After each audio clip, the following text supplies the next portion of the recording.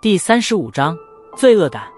听着薰儿此话，萧妹一怔，旋即有些尴尬。若是家族中别的少女如此说话，她倒还能够凭借自己的美貌与天赋在话语上占些上风，可如果将对手换成是薰儿的话，她却只得满心挫败。望了一眼萧炎那淡然的脸色，萧妹心头一声自嘲的苦笑，只得讪讪离开。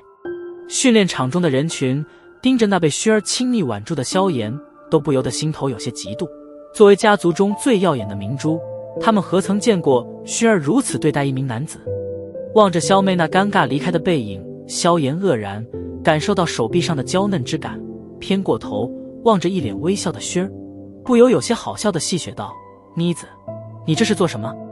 薰儿依旧挽着萧炎的手臂，秋水眼波在周围那些因为他这亲昵举动而呆滞的人群中流转扫过，旋即